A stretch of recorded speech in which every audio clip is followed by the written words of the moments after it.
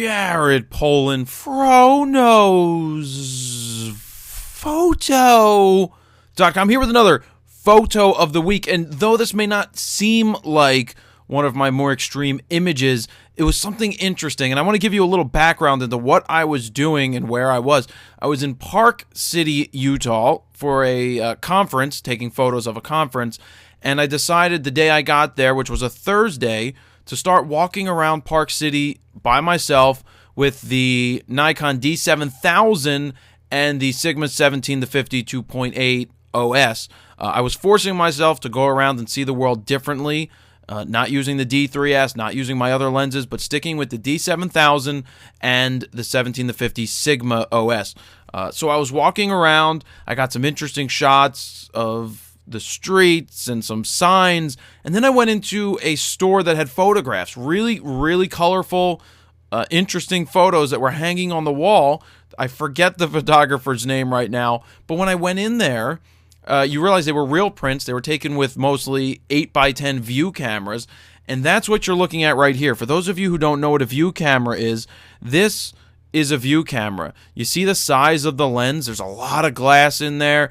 You change the aperture, you get really colorful, clear images. This is an 8x10 view camera, and what that means is in the back you pop in one frame. You get one sheet of film. It's a full 8x10 sheet.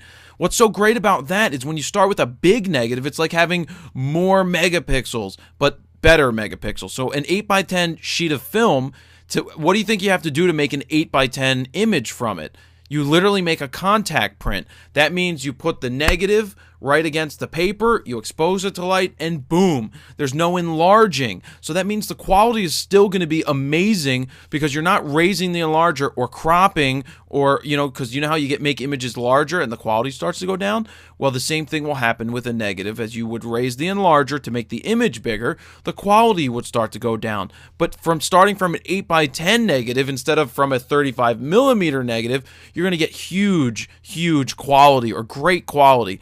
So what you're looking at right here is the back of an 8x10 viewfinder. It's called the ground glass. That is this area right here. There's these lines on it to help you keep your line straight.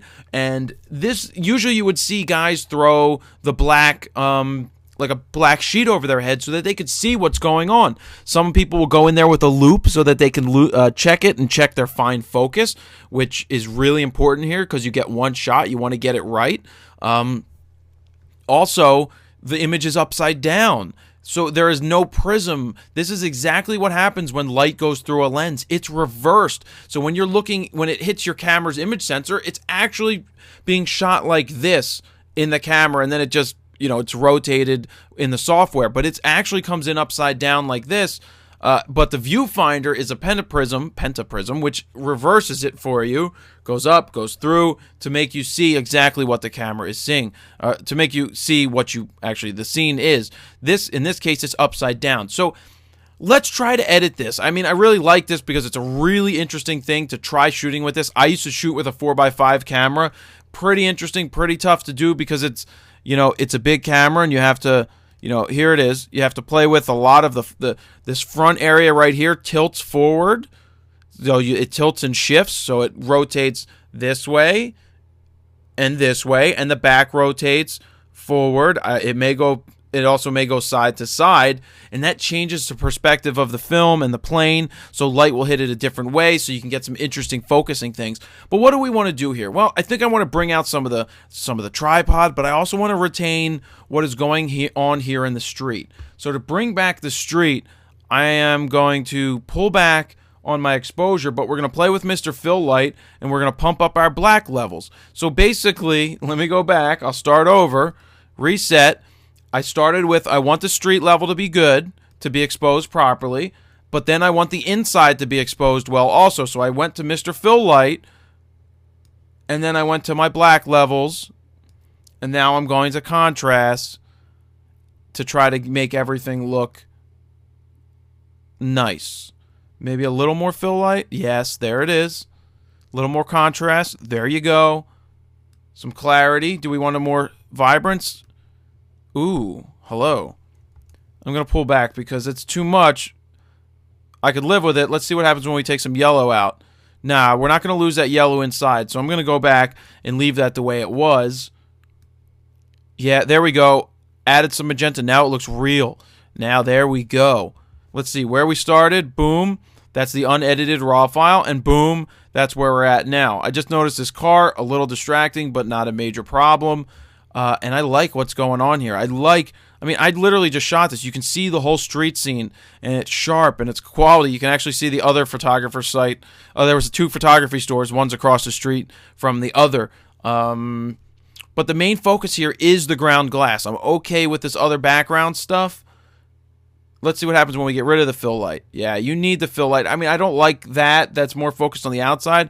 This is a nice mix of both, inside and outside. Just enough to make it work out. And I think, the yellow is hurting me a little bit, but not a major problem. I'm going to leave it because the lights were a little warmer. It was chilly out there this morning, or this afternoon, this nighttime, but it was okay.